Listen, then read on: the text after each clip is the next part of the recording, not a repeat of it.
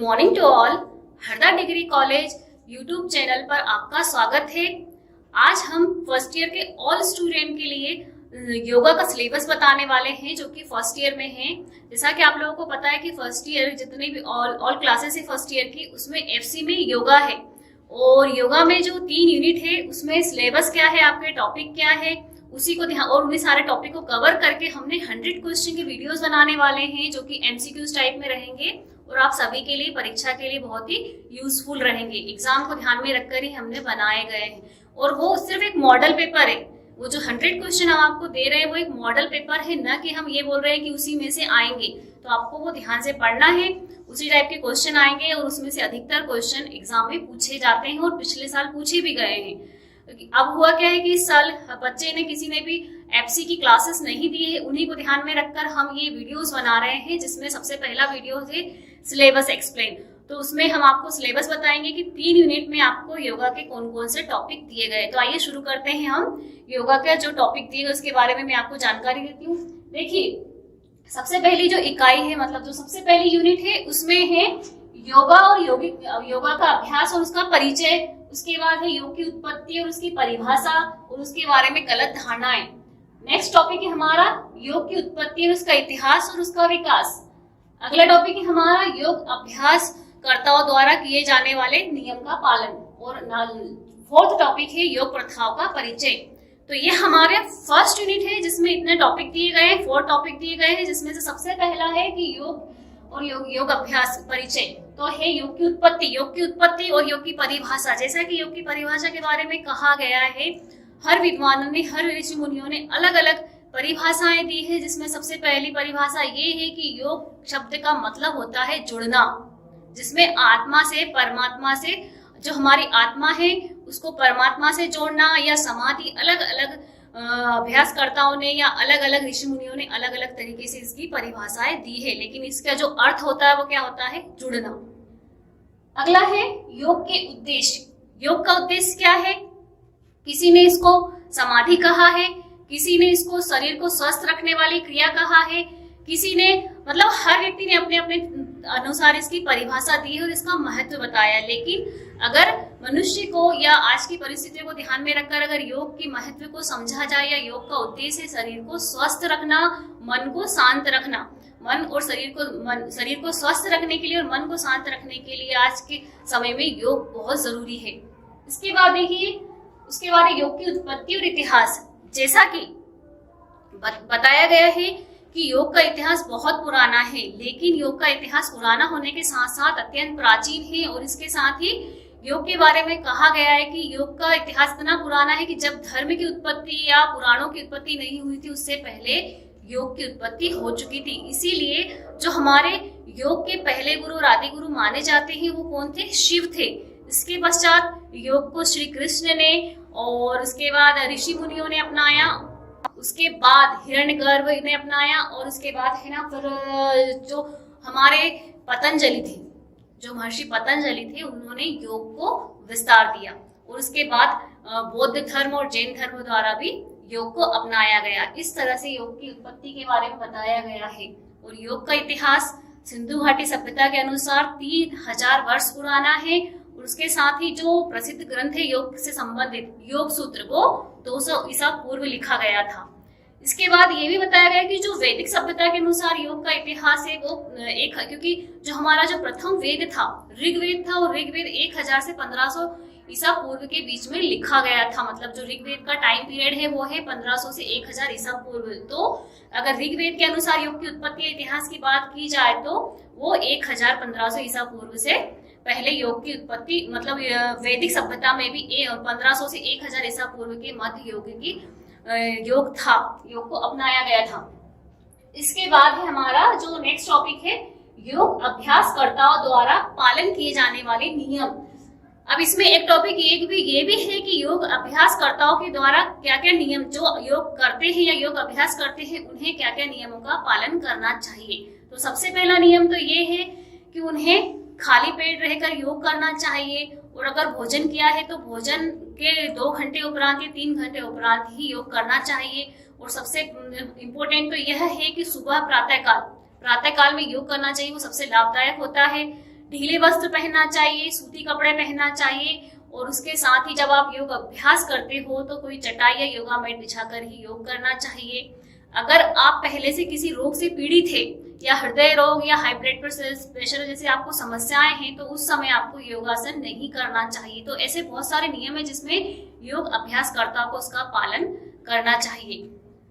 उसके बाद है योग प्रथाओं का परिचय। योग प्रथाओं का परिचय मीन्स योग कब से शुरू हुआ, किन किन लोगों ने इसको अपनाया। जैसा कि मैंने अभी आपको इतिहास में बताया था कि पहले शिव इसके आदि गुरु माने जाते हैं। उसके बाद इसको सिंधु घाटी सभ्यता, मोहरे और मूर्तियों में भी योग का वर्णन मिला है। इसके बाद बौद्ध और जैन धर्म ने अपनाया। तो इस तरह से अलग अलग लोगों के द्वारा, जब अलग अलग सभ्यताओं के द्वारा जो योग का इतिहास बताया गया है उसे ही योग प्रथाएं कहा जाता है। इसके बाद है नेक्स्ट यूनिट, हमारी अगला चैप्टर है षटकर्म योग साधना। इसका उद्देश्य और महत्व क्या है। षटकर्म क्या होते हैं। षटकर्म योग क्रिया में उन 6 क्रियाओं को कहा जाता है जो कि योग के लिए बहुत इंपॉर्टेंट होती है। मतलब 6 से कार्य किए जाते हैं जो कि जिससे शरीर की शुद्धि होती है। और शरीर की शुद्धि अगर होती है तो शरीर निरोगी रहेगा। तो शरीर की शुद्धि के लिए योगा में 6 क्रियाएं की जाती है जिनको षटकर्म कहा जाता है, जिसमें धोती, नौती, लोली, त्राटक, प्राणायाम, प्रत्याहार ऐसी कुछ क्रियाएं हैं, और कपालभाति। तो ऐसी 6 क्रियाएं जिनको षटकर्म कहा जाता है। तो ये योग साधना में बहुत ही इंपॉर्टेंट होती है। इसका अर्थ षटकर्म का अर्थ होता है योग द्वारा की जाने वाली 6 क्रियाएं। नेक्स्ट टॉपिक है हमारा यौगिक शिथिलीकरण और सूर्य नमस्कार। योग में शिथिलीकरण उस अवस्था को कहते हैं जब हम योग करने के बाद हमारे शरीर को आराम देने के लिए उसको बिल्कुल, जो हम जब थक जाते हैं तो उसको आराम देने के लिए बिल्कुल शिथिल होकर लेट जाते हैं। इस तरह से लेट जाते हैं, इसको शवासन भी कहा जाता है। शिथिलीकरण को शवासन भी कहा जाता है, जिसमें हम बिल्कुल शांत चित्त होकर जमीन पर लेट जाते हैं, इस एक शव की तरह।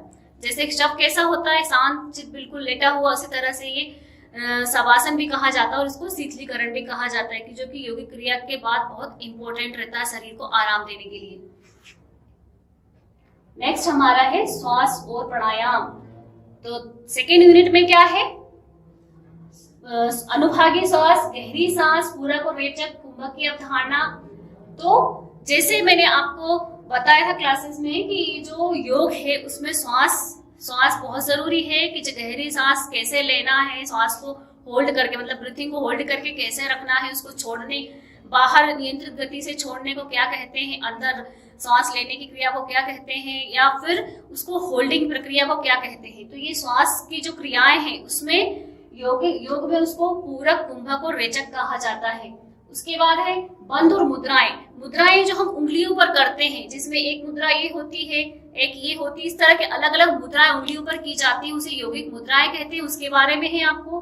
उसके बाद है बंध 4 तरह के बंधों का बताया गया है। बंध वो क्रिया होती है जिसमें शरीर में अगर कोई बीमारी हो, तंत्रिका या श्वसन तंत्र में, तो उसमें बंध के द्वारा उन बीमारी को उसको बांध दिया जाता है, मतलब उसको खत्म कर दिया जाता है। तो इस तरह से 4 बंध लगाए जाते हैं। बंध मीन्स होता है बांधना। तो ये आपको बंध और मुद्रा। नेक्स्ट टॉपिक है आपका अनुलोम विलोम और नाड़ी शोधन। तो अनुलोम विलोम और नाड़ी शोधन एक दूसरे के पूरक है, सिर्फ थोड़ा सा तरीका चेंज इनको करने का, कि जो अनुलोम विलोम है, जिस सभी जानते हैं कि अनुलोम विलोम प्राणायाम कैसा होता है, उसी का दूसरा नाम नाड़ी शोधन है। थोड़ा सा अलग तरीके से किया जाता है इसमें। तो नाड़ी शोधन और अनुलोम विलोम हो गया। उसके बाद है शीतली और भ्रामरी। शीतली एक ऐसा योगा अभ्यास है जिसको शरीर को शीतल करने, शरीर की गर्मी को शांत करने के लिए किया जाता है। इसके बाद उसमें है भ्रामरी योग मुद्रा है, जिसमें कानों को बंद करके भवरे की तरह गुंजन किया जाता है, जो कि मस्तिष्क को शांत करता है और मस्तिष्क संबंधी सभी परेशानियों को दूर करता है। आंखों के रोगों को दूर करता है, कान के रोगों को दूर करता है। तो ये होता है भ्रामरी। इसके बाद है प्राणायाम। ये सारे जो थे हमारे प्राणायाम थे, और इसमें सांस के ब्रीथिंग के बारे में बताया गया था। इसके बाद नेक्स्ट और लास्ट जो तीसरी यूनिट है, इसमें क्या है, ध्यान अभ्यास। ध्यान अभ्यास में हमारा जाएगा प्रणव मंत्र का पाठ। प्रणव मंत्र ओम के उच्चारण को कहा जाता है। प्रणव मंत्र किसे कहा जाता है, ओम के उच्चारण को योगा की भाषा में प्रणव मंत्र कहा जाता है, जिसमें आप जब योग अभ्यास इसको शुरू करने से पहले या योगा अभ्यास जब हम खत्म करते हैं तब इसका उच्चारण किया जाता है। ओम का उच्चारण, उसी को प्रणव मंत्र कहा जाता है। इसके बाद है मंत्रों का पाठ, मंगलाचरण और प्रार्थना है। अब योग अभ्यास में मंत्र और प्रार्थना ये भी बहुत जरूरी है। एक अच्छे योगाभ्यासी के ये कहा जाता है कि जब हम योग का अभ्यास करते हैं, योग स्टार्ट करते हैं, शुरू करते हैं, तो शुरू करने से पहले प्रार्थना करनी चाहिए। जैसा कि हिंदू धर्म में कहा गया है कि कोई भी मंगल काम करने से पहले, शुभ कार्य करने के पहले हम हमारे इष्ट देव या गणेश जी की प्रार्थना करते हैं, मंगलाचरण कहते हैं उसको। तो इसी तरह से योग को शुरू करने से पहले भी प्रार्थना या इष्ट किसी मंत्र या श्लोक के द्वारा जब हम प्रार्थना शुरू करते हैं तो उसको मंगलाचरण या प्रार्थना कहते हैं या मंत्रों का पाठ कहते हैं। उसके बाद है अंतर्मौन, श्वास और ध्यान, वही मेडिटेशन। उसके बाद है ओम का ध्यान, जैसा कि मैंने अभी आपको प्रणव मंत्र में बताया कि जो प्रणव मंत्र होता है उसमें ओम का जो ध्यान किया जाता है। तो इस तरह से आपको पूरी 3 यूनिट है और इन्हीं 3 यूनिट को ध्यान में रखकर आपको 100 क्वेश्चन की एक सीरीज बनाई गई जिसमें MCQs है सारे वीडियोज में। और ये वीडियोस आपके लिए है जो कि परीक्षा के लिए बहुत ही उपयोगी है। आप लोगों को सभी को ध्यान से पढ़ना है और ये सारे वीडियोस को ध्यान से देखना और सुनना है। Thanks for watching. Hello, good morning student. Harda degree college YouTube channel पर आपका स्वागत है। आज हम देखेंगे योगा FC के कुछ इम्पोर्टेंट MCQs, जिसमें कि स्टूडेंट को अधिकतर परेशानियां होती है कि योगा में कौन से क्वेश्चन आएंगे, कैसे आएंगे। तो ऐसे MCQs टाइप में क्वेश्चन आते हैं जो मैं आज आपको समझाऊंगी। इम्पोर्टेंट कुछ क्वेश्चन हैं। तो हम देखते हैं योगा में जैसे कि मैंने आपको क्लास में बताया था कि योगा जब किया जाता है तो उसमें जो आसन किए जाते हैं या जब भी कोई योग मुद्रा की जाती है तो उसमें जो श्वास लेना, छोड़ना, रोकना, इसकी महत्वपूर्ण प्रक्रिया होती है। हर योगासन प्रक्रिया में सांसों के ऊपर डिपेंड होता है और सांस उसमें बहुत महत्वपूर्ण होती है। इसीलिए योग की भाषा में इसको कुंभक, पूरक और रेचक कहा जाता है। ये हमने क्लास में देखा था। तो हम इसको MCQs में देखते हैं। जैसे कि इसमें पहला क्वेश्चन क्या आ रहा है कि पूरक किसे कहा जाता है। पूरक किसे कहा जाता है? सांस अंदर लेना, सांस छोड़ना, सांस को रोकना या इनमें से कोई नहीं। 4 ऑप्शन है आपके पास। तो पूरक कहा जाता है नियंत्रित गति से जब किसी योग प्रक्रिया में सांस को अंदर लिया जाता है तो वो कहलाता है पूरक। जब इंग्लिश में उसको इनहेल करना बोलते हैं। जब नियंत्रित गति से सांस को अंदर लिया जाता है तो वो पूरक कहलाता है। इसके बाद हम सेकंड क्वेश्चन देखते हैं। प्रणव में समाहित है। प्रणव मंत्र योग प्रक्रिया में एक मंत्र होता है जिसका बहुत ही महत्व है, जिसका नाम है प्रणव मंत्र। अब प्रणव मंत्र कहते किसको है? ओम के उच्चारण को। ओम के उच्चारण को प्रणव मंत्र इस क्यों कहा जाता है कि प्र मीन्स होता है प्रपंच और न मतलब होता है नहीं। इसमें जो पहला है ना प्र मीन्स होता है प्रपंच और न मतलब है नहीं, मतलब छल प्रपंच से दूर रहना।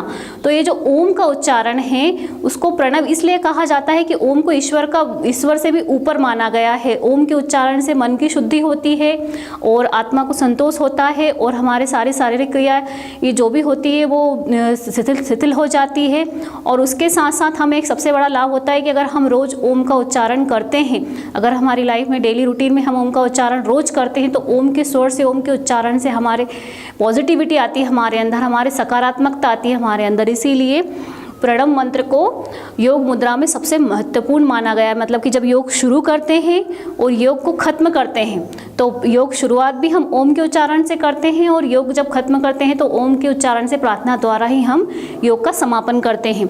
तो क्या कहा गया है इसके? प्रणव में समाहित है ब्रह्मा, विष्णु, शिव, सभी। तो सभी आएगा। क्यों? क्योंकि ओम तो ईश्वर का रूप है और ये सर्वव्यापी है। इसीलिए इसमें हम किसी एक देव का नाम नहीं दे सकते कि ब्रह्मा है या शिव है या विष्णु है। तो जब भी प्रणव मंत्र में आएगा कि प्रणव मंत्र में क्या क्या समाहित है, ब्रह्मा, शिव, विष्णु, सभी।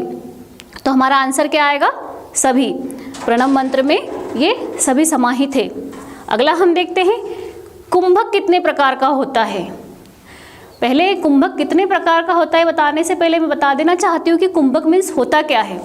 कुंभक मीन्स होता है जब हम कोई योग करते हैं या योग मुद्रा करते हैं तो कुंभक मतलब सांस को होल्ड करके रखना, जो ब्रीथ होती है उसको होल्ड करके रखना कुछ समय तक, जितनी अपनी क्षमता है उसके अनुसार जब हम होल्ड करके रखते हैं, हमारे अंदर रोक कर रखते हैं सांसों को, तो वो कहलाता है, योग की भाषा में कुंभक कहलाता है। तो इसमें पूछा क्या है कि कुंभक कितने प्रकार का होता है। कुंभक कितने प्रकार का होता है? 2 प्रकार का होता है। एक तो हम नियंत्रित गति से जब सांस को अंदर लेते तो कुछ सेकेंड उसको रोक कर रखते हैं और धीरे धीरे उसे फिर एक्सेल करते हैं। और एक प्रकार का होता है कि हम सांस को जब अंदर लेते हैं तो जितनी हमारी क्षमता है उतना ही हम सांस को अंदर उसको रोक कर रखेंगे, जिससे कि हमारे फेफड़े और श्वसन तंत्र ये सारे ही, इनकी जितनी भी परेशानियां प्रॉब्लम होती है वो इससे दूर हो जाती है। तो कुंभक कितने प्रकार के माने गए हैं? 2 प्रकार के। इसके बाद है नेक्स्ट क्वेश्चन, ये भी देखिए उसी से संबंधित आ गया, रेचक। अभी जैसे हमने देखा पूरक और कुंभक, पूरक में हुआ था श्वास को अंदर लेना, कुंभक में हुआ सांस को होल्ड करके रखना, मतलब सांस को अंदर रोक कर रखना। अब रेचक, रेचक किसे कहा जाता है?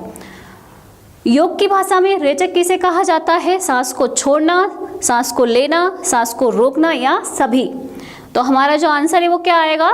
सांस को नियंत्रित गति से बाहर छोड़ना। मतलब सांस को जब हम योग क्रिया में सांस को छोड़ते हैं तो वो क्या कहलाता है?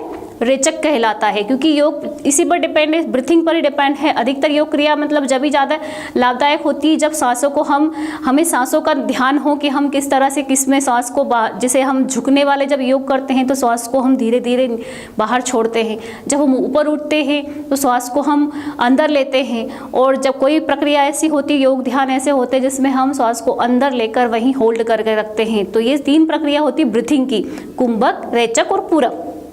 तो ये है रेचक किसे कहा जाता है? तो सांस को छोड़ना। ये आपको ज़रूर याद रखना, ये तीनों प्रक्रियाएं, क्योंकि ये एग्जाम में इससे रिलेटेड एक क्वेश्चन ज़रूर आता है। अगला हम देखेंगे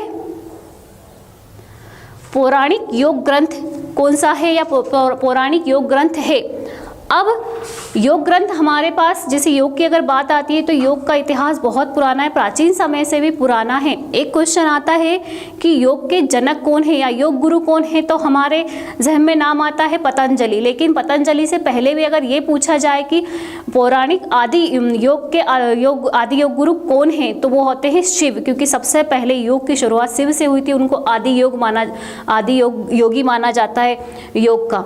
तो जो आदि योगी किसे कहा जाता है? शिव को। और पौराणिक योग ग्रंथ कौन सा है? हथप्रदिका, घेरण संहिता, ये सभी, या पतंजलि योग सूत्र। कौन सा है? पतंजलि योग सूत्र। सॉरी, ये तो प्राचीन योग ग्रंथ है। जो पौराणिक योग ग्रंथ है वो आएगा हथप्रदिका और घेरण, ये दोनों पतंजलि योग ग्रंथ है। इसमें अगर हम देखें तो ये सभी आ जाएंगे, ये प्राचीन है और ये दोनों पौराणिक है, इसीलिए इसमें आंसर आएगा ये सभी।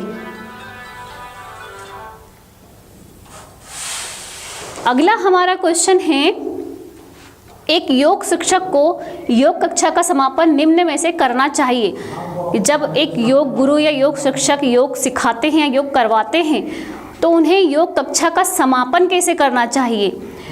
ये पूछा है इस प्रश्न में कि एक योग शिक्षक को योग कक्षा का समापन किस तरह करना चाहिए। किस तरह करना चाहिए? ओम स्वर पाठ या प्रार्थना से, आसन से, प्राणायाम से या सभी से। तो इसमें जो हमारा आंसर है वो आएगा ओम स्वर पाठ या प्रार्थना से। देखिए, हम शुरुआत भी जब योग की करते हैं तो प्रार्थना से ही करते हैं, और समापन जब करते हैं तो भी ओम स्वर पाठ और प्रार्थना से ही करते हैं। अब आया है इसमें यम। यम के सार्वभौमिक पालन से हो जाता है।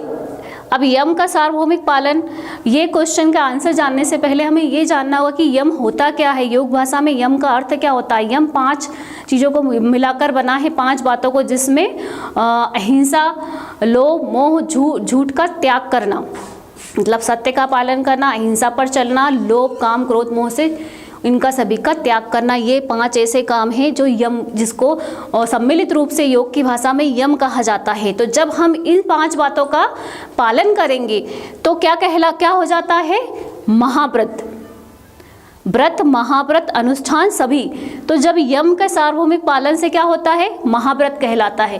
क्योंकि जब हम झूठ नहीं बोलेंगे, सत्य का पालन करेंगे, क्रोध, लोभ, मोह से दूर रहेंगे, तो ये सारी चीज़ों का जब हम पालन करेंगे तो हम क्या करेंगे? महाव्रत। नेक्स्ट क्वेश्चन है हमारा, सूर्य नमस्कार में समाहित है। जैसा कि मैंने आपको क्लास में भी बताया था कि सूर्य नमस्कार के बारे में आपको बहुत अच्छे से पढ़ना है, चाहे इसमें कितने मंत्र होते हैं, कितने आसन होते हैं, कौन से आसन में कौन से चक्र में कौन सा आसन किया जाता है, किसको क्या कहा जाता है, किसकी क्या प्रक्रिया होती है, उसके लाभ क्या, ये सभी आपको बहुत अच्छे से पढ़ना है। इसमें से भी एक क्वेश्चन जरूर आता है एग्जाम में। तो इसमें हमारा क्वेश्चन है कि सूर्य नमस्कार में समाहित है स्वास्थ्य, शक्ति, क्रियाशीलता, सभी। देखिए, अगर हम एक एक ऑप्शन को देखें तो स्वास्थ्य आ रहा है, इसमें शक्ति भी आ रही है और क्रियाशीलता। जब सूर्य नमस्कार हम करते हैं तो सबसे पहले तो हम स्वस्थ रहते हैं, और स्वस्थ रहेंगे तो हम शक्तिशाली वैसे ही रहेंगे। और जब हम योग करते हैं, सूर्य नमस्कार डेली करते हैं, हम हमारे सूर्य नमस्कार हमारे डेली रूटीन में अपनाते हैं, तो क्रियाशीलता मतलब हम एक्टिव हो जाते हैं, हम जो आलस है उसका त्याग हो जाता है, हम कभी आलसी नहीं करते हैं और उसके बाद दिन भर एक्टिव बने रहते हैं। तो आंसर हमारा क्या होना चाहिए? सभी। स्वास्थ्य, शक्ति, क्रियाशीलता, ये सभी आएगा। अगला क्वेश्चन आया है, ये भी सूर्य नमस्कार से ही है। सूर्य नमस्कार में कितने आसन किए जाते हैं? ये तो सभी को पता होना चाहिए कि सूर्य नमस्कार में कितने आसन किए जाते हैं। फिर भी बता देती हूँ आप लोगों को कि सूर्य नमस्कार में आसन किए जाते हैं 10, 14, 12 या 11। कितने आसन किए जाते हैं? 12। सूर्य नमस्कार में जो आसनों की कुल संख्या है वो कितनी है? 12 है।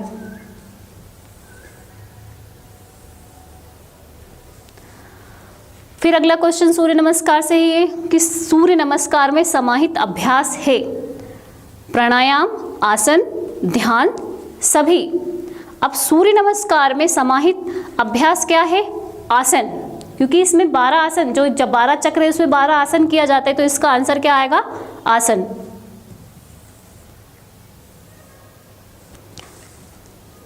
अगला क्वेश्चन है, योग शब्द का सामान्य अर्थ है, जो जिसको हम बोलते हैं योग या योगा, तो उसका अर्थ क्या होता है? समाधि, संयम, जोड़ या सभी? देखिए, योग के अलग अलग विद्वानों ने अलग अलग तरीके से परिभाषाएं दी है। जैसे योग को कोई समाधि के रूप में मानता है, कोई संयम भी, कि योग करने से व्यक्ति संयमी हो जाता है। संयमी मतलब कि पैसेंस रखने वाला, धैर्यवान।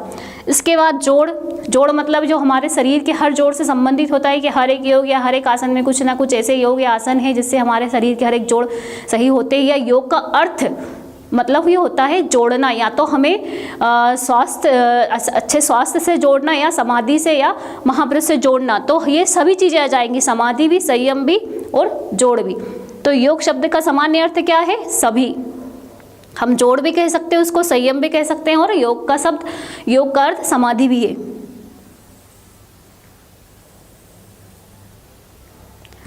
अब ऐतिहासिक दृष्टि से योग किन सभ्यताओं की जीवन पद्धति रहा है? अगर ऐतिहासिक दृष्टि से माना, पौराणिक या पुराणों के अनुसार हम नहीं देख रहे हैं, यहाँ क्वेश्चन पूछा जाए, आपको क्वेश्चन पे बिल्कुल ध्यान से पढ़ना है। ऐसा नहीं कि क्वेश्चन आया और टिक कर दिया, क्योंकि क्वेश्चन में भी क्वेश्चन को आंसर देने से पहले उसे समझना होता है। अभी हमने देखा था कि प्राचीन योग का सामान्य अर्थ क्या है। प्राचीन योग और पौराणिक, ये दोनों में अंतर है। तो ये ऐतिहासिक दृष्टि से, अब अगर हम ऐतिहासिक दृष्टि से देखें कि ऐतिहासिक दृष्टि से योग किन सभ्यताओं की जीवन पद्धति रहा है, तो इसमें आएगा हड़प्पा, सिंधु घाटी और मोहनजोदड़ो। ये सभी आएगा, क्योंकि योग यहीं से शुरू हुआ था। हड़प्पा सभ्यता, सिंधु घाटी सभ्यता, मोहनजोदड़ो, सभी में योग अपनाया गया था, इसलिए हमारा आंसर आएगा सभी।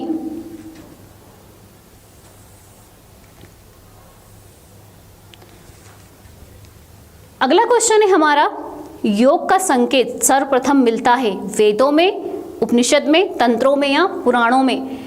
तो योग सर्वप्रथम किस में मिला था? हमारे वैदिक ग्रंथों में, इसलिए आंसर आएगा वेदों में। योग का संकेत कहाँ मिलता है? वेदों में। अगला हमारा क्वेश्चन है कि रामायण काल के वह ऋषि जिन्होंने राम को योग विषयक उपदेश दिया था। रामायण तो सभी ने देखी होगी, लेकिन अब ये देखिए, इसमें से क्वेश्चन आया है कि रामायण काल में जो राम और लक्ष्मण जब शिक्षा के लिए गए थे, तो उनको योग विषयक शिक्षा किस गुरु ने दी थी? तो किन्होंने दी थी? वशिष्ठ ने। यहाँ नाम आएगा वशिष्ठ, क्योंकि जो वशिष्ठ थे राम और लक्ष्मण के कुलगुरु भी थे और उनके गुरु भी थे, तो उन्होंने योग विषयक शिक्षा दी थी राम को।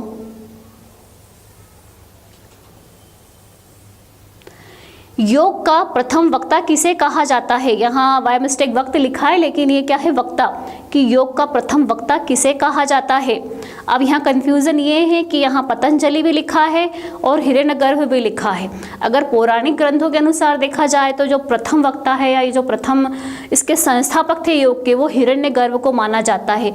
लेकिन यहाँ ये लिखा है कि योग का प्रथम वक्ता किसे कहा जाता है। यहाँ ना तो प्राचीन है ना पौराणिक है, तो हम इसका जो आंसर है वो मानेंगे पतंजलि।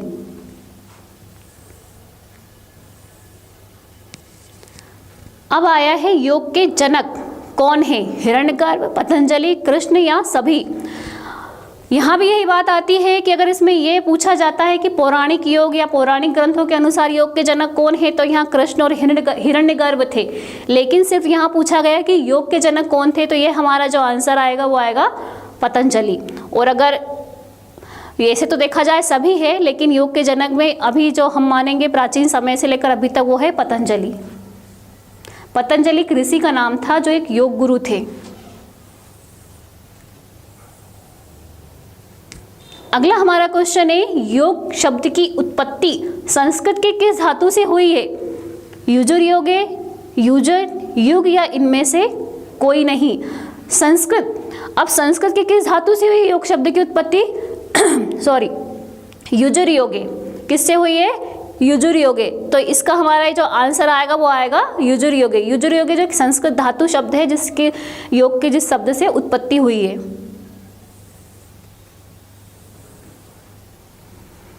अगला क्वेश्चन है कपालभाति शब्द आया है, कपालभाति शब्द कहाँ से आया है। भलभाति, ये भलभाति लिखा है, बाय मिस्टेक लिखा गया है, लेकिन ये भलभाति नहीं भालभाति है। तो भलभाति प्राणायाम से, श्वसन से या इनमें से कोई नहीं। कपालभाति शब्द कहाँ से आया है, भालभाति से।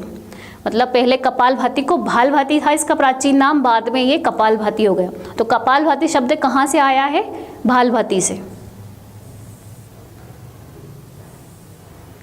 नेक्स्ट हमारा क्वेश्चन है कपालभाति से विनाश होता है। अब हमारे पास चार ऑप्शन है कि कपालभाति से किसका विनाश होता है, कफ दोष का, आंखों के दोष का, पेट के दोष का। तो कपालभाति से इन सभी का विनाश होता है। तो हमारा जो आंसर है वो आएगा उपयुक्त सभी। नेक्स्ट क्वेश्चन हमारा फिर सूर्य नमस्कार से है कि सूर्य नमस्कार में स्थिति 5 और 8 का नाम है। जैसे कि मैंने आपको बताया था कि जो सूर्य नमस्कार है वो 12 आसन मतलब 12 स्थितियों में किया जाता है, जिनको 12 आसन या 12 चक्र कहा गया है। तो उसमें ये पूछा गया है कि इसमें जो 5वीं और 8वीं स्थिति है उसका नाम क्या है। अष्टांग नमस्कार, पर्वतासन, अश्व संचालन, इनमें से कोई नहीं। तो जो हमारी 5वीं और 8वीं स्थिति कौन सी सूर्य नमस्कार में, पर्वतासन। अगर किसी ने सूर्य नमस्कार किया होगा तो उन्हें पता होगा कि जो 5th पोजीशन होती है, 5th और दोनों मिलाकर कौन सी होती है, क्योंकि इसमें 6 चक्र अलग अलग होते हैं, फिर वापस से रिपीट होते हैं, इसीलिए ऐसे 12 चक्र होते हैं, 12 आसन होते हैं। तो इसीलिए इसमें पूछा गया कि 5 और 8, तो 5 और 8 क्या कहलाएगा, पर्वतासन। तो नेक्स्ट हमारा क्वेश्चन है, ये भी सूर्य नमस्कार से ही है। सूर्य नमस्कार में पदासनों की संख्या कितनी होती है। इससे पहले हमने क्या देखा था कि स्थिति 5 और 8 को क्या कहा जाता है, पर्वतासन। अब इसमें जो नेक्स्ट क्वेश्चन आया है वो है सूर्य नमस्कार में पदासनों की संख्या कितनी होती है, 4 या 9, 3 या 10, 5 या 8। तो इस 3 में से या इनमें से कोई नहीं। तो सूर्य नमस्कार में जो पदासन है उनकी संख्या होती है 3 से 10। कितनी होती है, 3 से 10।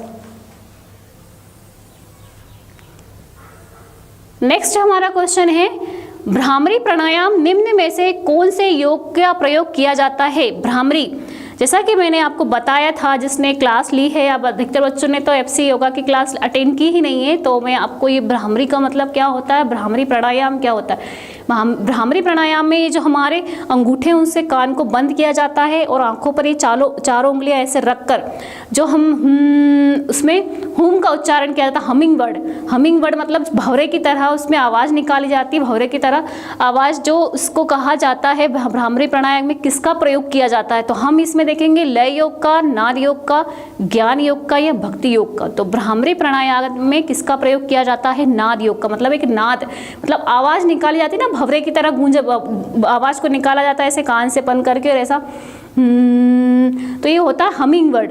इसीलिए हम इसमें हमारा जो आंसर होगा वो क्या होगा, नाद योग।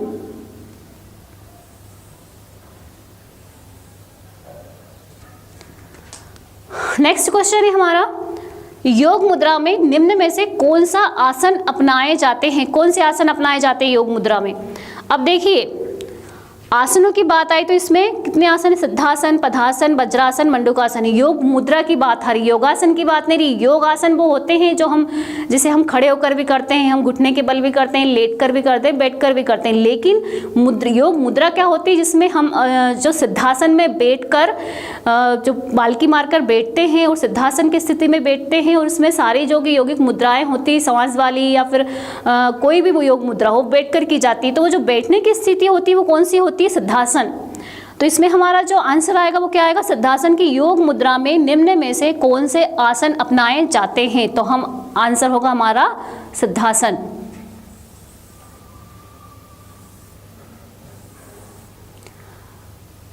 नेक्स्ट और लास्ट हमारा क्वेश्चन है, योग मुद्रा में सिर को टिकाया जाता है। योग मुद्रा में सिर को कहाँ टिकाया जाता है? जब हम कोई योग मुद्रा करते हैं, बैठकर या घुटने के बल कोई योग मुद्रा करते हैं, तो उसमें सिर को टिकाया जाता है घुटनों पर, पैरों पर, जमीन पर, या इनमें से कोई नहीं। तो योग मुद्रा में सिर को कहाँ टिकाया जाता है? जमीन पर। आंसर क्या होगा हमारा? योग मुद्रा में सिर को जमीन पर टिकाया जाता है। तो ये आपके 25 क्वेश्चन थे जो कि एग्जाम से रिलेटेड और इम्पोर्टेंट क्वेश्चन थे जो मैंने आपके लिए निकाले थे। तो आप इसकी प्रैक्टिस करिएगा और एक बार फिर से वीडियो को देखिए और पढ़िए और ध्यान से सुनिए। ये आपके एग्ज़ाम के लिए बहुत ही उपयोगी रहेंगे।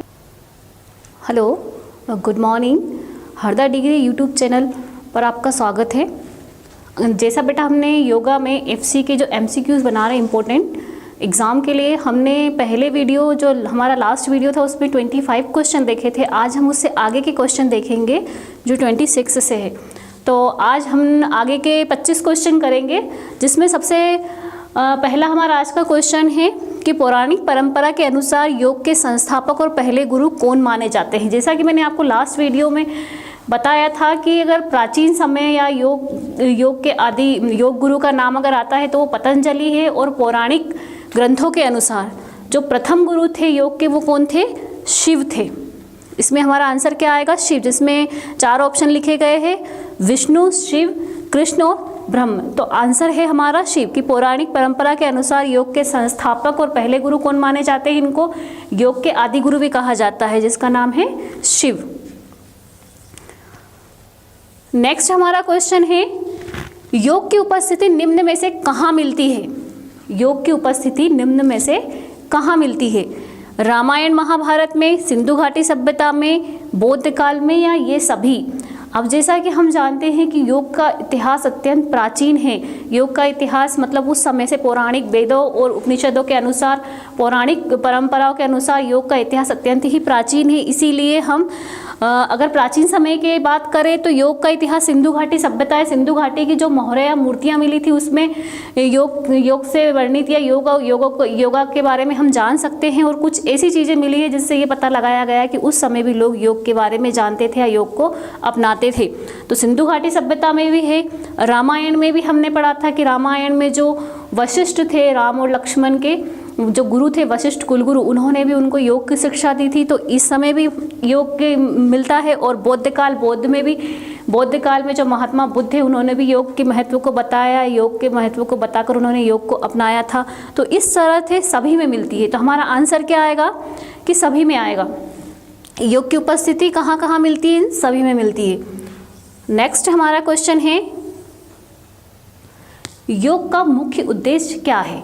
अब अलग अलग ऋषि मुनियों ने, अलग अलग लोगों ने योग के अलग अलग उद्देश्य बताए हैं। तो इसमें जो हमारे 4 ऑप्शन है क्या है? योग का मुख्य उद्देश्य क्या है? शारीरिक लाभ, मानसिक लाभ, आध्यात्मिक लाभ, ये सभी। तो आंसर हमारा आएगा सभी। किसी ने इसको शरीर के लिए उपयुक्त या महत्वपूर्ण माना है, किसी ने मानसिक लाभ, जैसे हम प्राणायाम करते हैं तो प्राणायाम में जो हमारी सांस होती है उसको इनहेल एक्सेल या जब होल्ड करते हैं, तो ये सारे जो प्राणायाम होते हैं हमें मानसिक लाभ, मानसिक संतुष्टि देते हैं। तो ये मानसिक लाभ हो गया। आध्यात्मिक लाभ, जो पहले के आचार्य ऋषि मुनि थे इन्होंने इसको अध्यात्म से जोड़ा है, इसीलिए हमारा जो आंसर आएगा वो क्या आएगा? ये सभी। नेक्स्ट क्वेश्चन है हमारा, भगवत गीता में भगवान श्री कृष्ण ने किसको योग के महत्व बतलाते हैं। जो भगवत गीता के बारे में तो सभी जानते हैं, गीता के सार और गीता के उपदेश के बारे में, कि जो गीता का उपदेश है किसने किसको दिया था, श्री कृष्ण ने महाभारत में अर्जुन को दिया था। उस समय दिया था जब अर्जुन अपने सगे संबंधियों को सामने देखकर युद्ध करने से इनकार करते हैं, तो जो भगवान कृष्ण उन्हें समझाते हैं उसी को गीता सार कहा गया था। तो गीता में ये जो गीता है और गीता के उपदेश, तो उपदेश किसको दिया था, कृष्ण ने अर्जुन को दिया था। लेकिन जो महाभारत के समय और द्रौपदी को उन्होंने अपनी बहन बनाया था, तो उन्होंने कुंती, द्रौपदी, अर्जुन, भीम, 4 ऑप्शन है हमारे पास। क्वेश्चन क्या है, भगवत गीता में भगवान श्री कृष्ण ने किसको योग का महत्व बतलाया था, किसको बतलाया था, द्रौपदी को। हमारा आंसर आएगा द्रौपदी।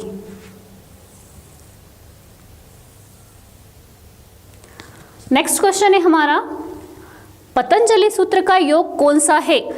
अब योग के बहुत सारे सूत्र बताए गए, अलग अलग किसी ने हर ऋषि मुनि या हर योगकर्ता ने या हर आचार्य ने योगों के अलग अलग सूत्र बताए हैं। और हर जैसे ज्ञान योग है, लय योग है, कर्म योग है, किसी ने इसको ज्ञान योग माना है, किसी ने लय योग, किसी ने कर्म योग, अलग अलग योगों के बारे में वर्णन किया है।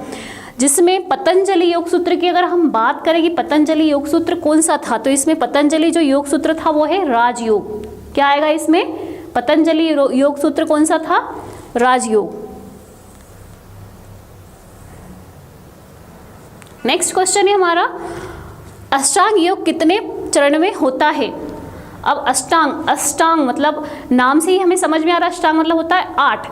तो इसमें जो क्वेश्चन आंसर हमारा आएगा 8 आएगा। योग के 8 अंग होते हैं जिसको अष्टांग योग कहा जाता है। कितने अंग होते हैं योग के, 8 अंग। यम, नियम, धारणा, प्रत्याहार, समाधि, ध्यान और उसके बाद प्राणायाम, ये सारे ऐसे हैं जिसको अष्टांग योग कहा गया है। और 8 होते हैं जिसमें हम इसको अष्टांग योग की तुलना करते हैं इससे। अष्टांग योग के कितने चरण होते हैं, तो अष्टांग योग के कितने चरण होते हैं, 8 होते हैं। मतलब योग को 8 अंगों में बांटा गया है जिसको क्या कहा गया है, अष्टांग योग।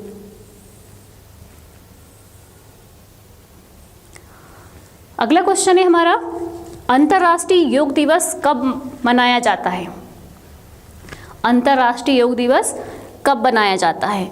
अब इसमें 4 ऑप्शन है हमारे पास, 21 जून, 21 मई, 21 जुलाई और 21 मार्च। तो आंसर हमारा क्या आएगा, 21 जून। 21 जून को अंतर्राष्ट्रीय योग दिवस मनाया जाता है।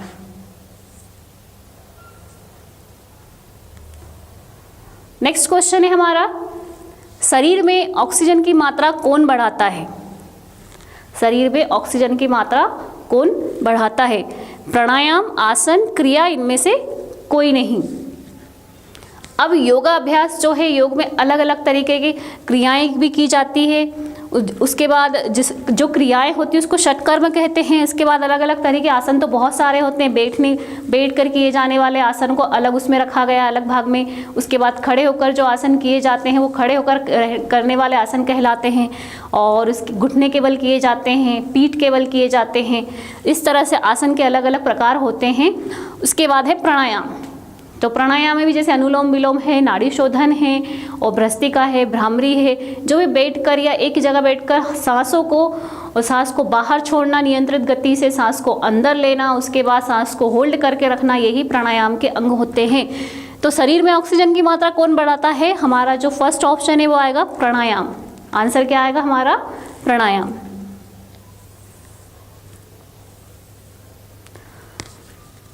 अगला क्वेश्चन है हमारा, योग कर्मसु कौशलम, यह श्लोक लिया गया है, इज मोस्ट इंपोर्टेंट क्वेश्चन। योग कर्मसु कौशलम, इसका अर्थ क्या होता है।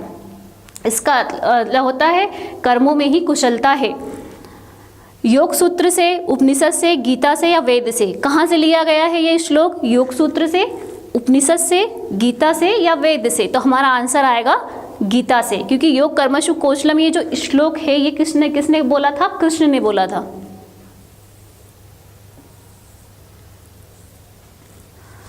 अगला क्वेश्चन है योग निद्रा। योग निद्रा आपको किसके लिए तैयार करती है, ज्ञान के लिए, ध्यान, भाव या इनमें से कोई नहीं। योग में योग निद्रा का बहुत ही महत्व होता है। योग निद्रा जो कि हमारे शारीरिक और मानसिक संतुष्टि देती है और सभी तरह से जो हम जब योग निद्रा करते हैं, योग निद्रा की एक विधि होती है, जब योग सिखाया जाता है तब योग निद्रा के बारे में बताया जाता है। ये एक ऐसी विधि होती है जिसमें हम सांसारिक दुखों को भूलकर, सारी चीज़ों को भूलकर बिल्कुल एक जो प्रकृति होती है उससे मिल जाते हैं और बिल्कुल संतुष्टि होती है, हमारे मन बिल्कुल शांत हो जाता है, मानसिक लाभ होता है। तो जो योग निद्रा होती है वो योग निद्रा क्यों की जाती है, किसके लिए तैयार किया जाता है, उसको ज्ञान के लिए, ध्यान के लिए, भाव के लिए। तो हमारा जो आंसर आएगा वो आएगा ध्यान, मेडिटेशन। किसके लिए तैयार करती है, मेडिटेशन के लिए, ध्यान के लिए। अगला क्वेश्चन है जो एग्जाम के लिए तो इम्पोर्टेंट है ही और आपके लिए भी है, जो योग करते हैं, योग में इंटरेस्ट रखते हैं, कि किस स्थिति में प्राणायाम नहीं करना चाहिए। अब ये जानकारी हमें नहीं होती है तो हम प्राणायाम या योग करते समय बहुत सारी गलतियां करते हैं। तो ये जो हमारा एक क्वेश्चन इसी से रिलेटेड है कि किस स्थिति में प्राणायाम नहीं करना चाहिए। हृदय रोग, घबराहट के समय या पदासन, इनमें से कोई नहीं। तो हमारा जो आंसर आएगा वो क्या आएगा, घबराहट के समय। हमें जब ऐसी कोई भी बीमारी जिसमें घबराहट हो रही है बहुत ज़्यादा, तो ऐसी स्थिति में हमें कोई भी प्राणायाम नहीं करना चाहिए।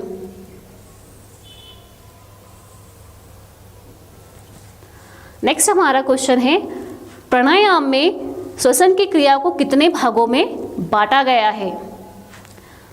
कितने भागों में बांटा गया है, 4, 6, 3, 5। तो जो हमारा आंसर है वो आएगा 4 भागों में। प्राणायाम में श्वसन की क्रिया को कितने भागों में बांटा गया है, 4 भागों में। जैसा कि श्वसन मतलब होता है सांसों को लेना, छोड़ना, होल्ड करना या ज़्यादा समय तक होल्ड करके रखना। तो ये सारी आ जाती श्वसन क्रिया है, जिसको कितने भागों में बांटा गया है, 4 भागों में।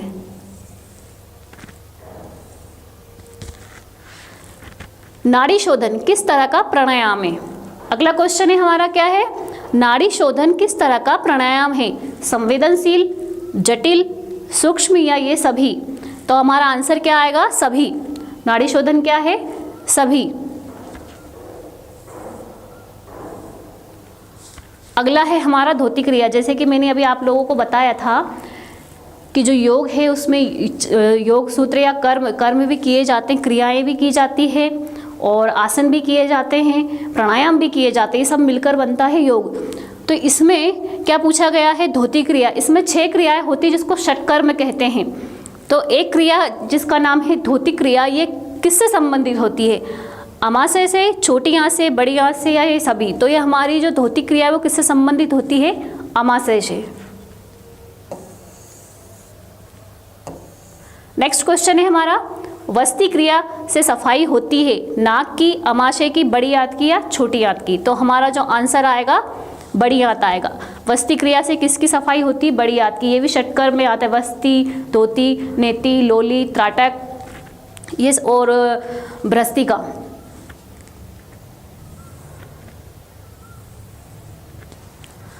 अगला जो क्वेश्चन है वो है, ओमकार ध्यान अभ्यास की विभिन्न स्थितियों को कितने भागों में बांटा गया है। ये बहुत ही महत्वपूर्ण है। जैसे ओमकार का जो उच्चारण होता है जब हम योग प्रारंभ करते हैं तो प्रार्थना या प्रणव मंत्र के द्वारा किया जाता है। प्रणव मंत्र या प्रार्थना क्या होती है, प्रार्थना में या तो हम कोई श्लोक बोल सकते हैं जिसको मंगलाचारण या प्रार्थना भी कहते हैं। जैसे कहा जाता है ना हमारी हिंदू संस्कृति में कि कोई भी शुभ कार्य करने से पहले गणेश जी की प्रार्थना की जाती है, तो कोई श्लोक बोलकर की जाती है तो उसको मंगलाचारण कहते हैं। या फिर किसी हमारे इष्ट देव का श्लोक या मंत्र कहा जाता है तो उसको मंगलाचारण या प्रार्थना कहते हैं। इसी तरह से योग प्रारंभ करने से पहले ओम का उच्चारण, प्रणव मंत्र या प्रार्थना करनी चाहिए। तो प्रणव मंत्र में कौन सा मंत्र आता है, ओम का उच्चारण। तो इसमें क्या पूछा गया है कि ओम ध्यान अभ्यास की विभिन्न स्थितियों को कितने भागों में बांटा गया है। तो हमारा आंसर क्या आएगा, 3 भागों में बांटा गया है। कितने भागों में बांटा गया है, 3 भागों में। नेक्स्ट हमारा क्वेश्चन है, आचार्य तुलसीदास ने ध्यान के कितने सूत्र बताए हैं। इसमें देखिए 4 ऑप्शन है, 4, 8, 9, 10। लेकिन ये बाय मिस्टेक इसमें आंसर है ही नहीं, क्योंकि इसमें से एक भी जो ऑप्शन है वो हमारा आंसर नहीं है। हमारा आंसर है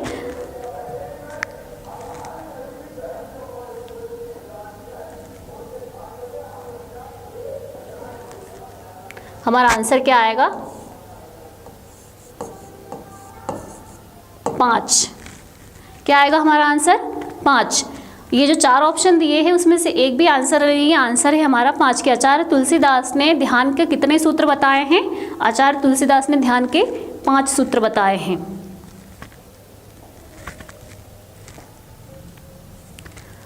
अगला क्वेश्चन है हमारा, योग के प्रकार। योग कितने प्रकार का होता है? 3, 5, 2, 7। तो आंसर क्या आएगा हमारा? 5 प्रकार का। योग कितने प्रकार का होता है? 5 प्रकार का। नेक्स्ट क्वेश्चन है हमारा, स्वस्थ शरीर में स्वस्थ मन रहता है, ये किस देश की पद्धति है? क्वेश्चन क्या है हमारा? स्वस्थ शरीर में स्वस्थ मन रहता है, ये किस देश की पद्धति है? तो इसमें 4 देशों के नाम बताए गए, भारत, यूनान, ग्रीक, चीन। तो हमारा आंसर क्या है? चीन। ये किस देश की पद्धति है? चीन की।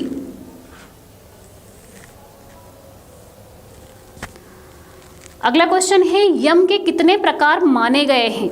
जैसे मैंने अभी आपको बताया था कि योग के अष्टांग योग, मतलब योग के 8 अंग माने गए, जिसको अष्टांग योग कहा गया है, जिसमें 8 है, जिसमें से पहला जो सबसे पहला, जैसे मैंने बताया था, यम, नियम, आसन, प्राणायाम, प्रत्याहार, ध्यान, धारणा, समाधि, ये 8 अंग बताए गए हैं योग के। तो उसी में से जो सबसे पहला है वो क्या है? यम। यम का अर्थ होता है झूठ, अहिंसा, लोभ, क्रोध, काम, इनका सभी का त्याग करना, जिसको सम्मिलित रूप से कहा गया, इन 5 अंगों को कहा गया है यम। तो यम के कितने प्रकार है? 4, 5, 7, 9। कितने प्रकार हो गए? 5। यम के कितने प्रकार हुए? 5 प्रकार।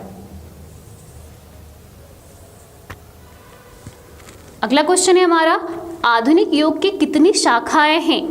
8, 5, 6, 4। तो आंसर हमारा आएगा 4 शाखाएं। कितनी शाखाएं आधुनिक योग की? 4 शाखाएं हैं।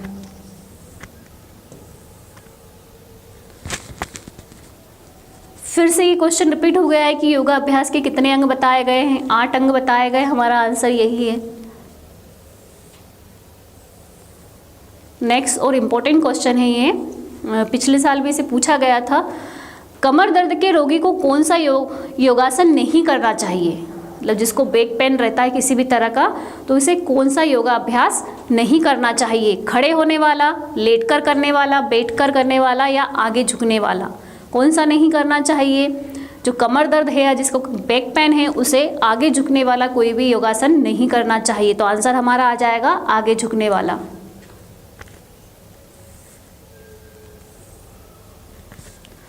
अगला क्वेश्चन है, प्राणायाम करना चाहिए। जब आप प्राणायाम करते हो तो आपको कब करना चाहिए? खाली पेट, भोजन के बाद, कभी भी या कभी नहीं? तो कब करना चाहिए प्राणायाम? सभी को पता है कि जब भी योगाभ्यास, योगासन कुछ भी किया जाता है तो भोजन के 3 घंटे बाद, या फिर सुबह का समय सबसे उपयुक्त होता है प्रातःकाल का। खाली पेट करना चाहिए, जब हमारा पेट बिल्कुल खाली रहता है और मन शांत रहता है, तो उस समय योगाभ्यास या प्राणायाम करना चाहिए। अब प्राणायाम करना चाहिए कब करना चाहिए? खाली पेट करना चाहिए। ये समय नहीं पूछा, इसमें सिर्फ ये पूछा गया है कि कैसे करना चाहिए। खाली पेट भोजन के बाद, तो हमें करना चाहिए खाली पेट। अगर अब इसी में एक क्वेश्चन आता है कि प्राणायाम के लिए उपयुक्त समय कौन सा है या प्राणायाम कब करना चाहिए, तो उसके लिए आएगा प्रातःकाल।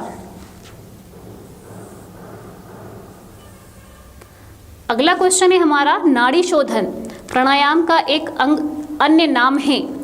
जैसे कि आपने अनुलोम विलोम, कपालभाति, ये तो सभी ने सुना होगा, चाहे कोई करे या ना करे, लेकिन ये सभी ने सुना होगा कि जो हमारे बाबा रामदेव है उनके वीडियो और उनके जो यूट्यूब पर उनके चैनल है, उससे सभी को पता है कि अनुलोम विलोम और कपालभाति कैसे प्राणायाम है और कैसे किए जाते हैं। तो अनुलोम विलोम में जब हम करते हैं कि दाएं तरफ से नाक को बंद करके बाएं से सांस को धीरे लेते हैं और फिर दाएं से छोड़ते हैं, तो इसी तरह का एक प्राणायाम है। उसका दूसरा रूप है नाड़ी शोधन, जिसमें जैसे कि हम एक तरफ से नाक को बंद करते हैं और एक तरफ से जब बाएं तरफ से सांस को धीरे धीरे अंदर लेते हैं, तो फिर जब अंदर लेते हैं तो दूसरे तरफ से छोड़ने से पहले उसको जितने समय में हमने 10 सेकेंड में या 20 सेकेंड में सांस को अंदर लिया, तो उतने ही समय उसको सांस को होल्ड करके रखते हैं, मतलब ब्रीथ को होल्ड करके रखते हैं। और फिर नेक्स्ट अगली नासिका के उससे हम उसे बाहर निकालते हैं नियंत्रित गति से धीरे धीरे।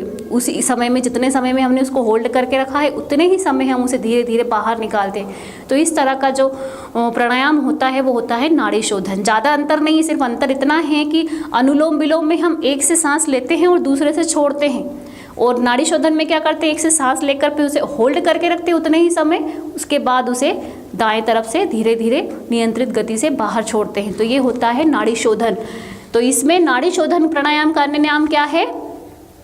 भ्रामरी, भ्रस्तिका, शीतली, अनुलोम विलोम। तो हमारा आंसर क्या आएगा? अनुलोम विलोम। अगर यहाँ आता है कि अनुलोम विलोम का अन्य नाम क्या है तो हम नाड़ी शोधन बताएंगे, और अगर नाड़ी शोधन का अन्य नाम क्या है तो आएगा अनुलोम विलोम।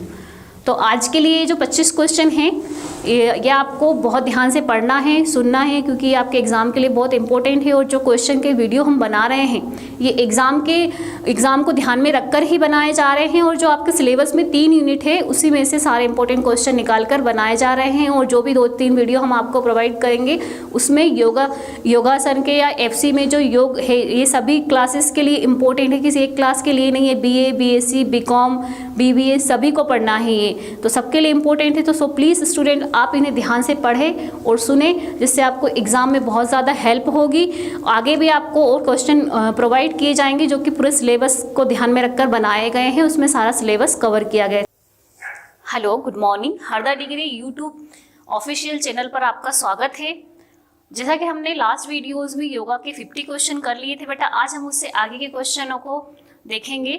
और ये क्वेश्चन आप लोगों को भी मेरे साथ साथ आगे पढ़ते जाना है, क्योंकि आप लोगों के लिए ही हम ये सारे प्रयास कर रहे हैं, ताकि आपको एग्ज़ाम में समझ में आ जाए कि एग्ज़ाम में इस टाइप के MCQs आएंगे और आपको इस टाइप से आंसर देना है।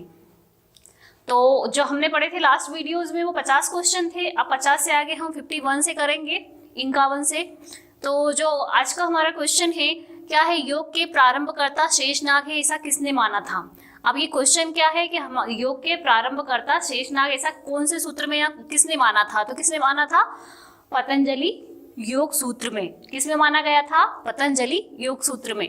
नेक्स्ट हम क्वेश्चन देखते हैं, प्रणव का जप निम्न पूर्वक होना चाहिए। जैसा कि मैंने आपको लास्ट वीडियो से बताया था कि प्रणव मंत्र होता क्या है। प्रणव मंत्र किसको बोलते हैं, ओम के उच्चारण को। जब हम प्रार्थना में या योगा प्रारंभ करते समय या जब योगा एंड करते हैं तो हम प्रार्थना के द्वारा ही करते हैं या प्रणव मंत्र के द्वारा करते हैं। प्रणव मंत्र का बहुत ज़्यादा महत्व है योगासन में। क्यों, क्योंकि प्रणव मंत्र एक ऐसा मंत्र है जिससे हमारी मन को शांति मिलती है, शारीरिक विकास होता है, मस्तिष्क शांत रहता है। तो प्रणव मंत्र कौन सा बताया था मैंने आपको, ओम का उच्चारण।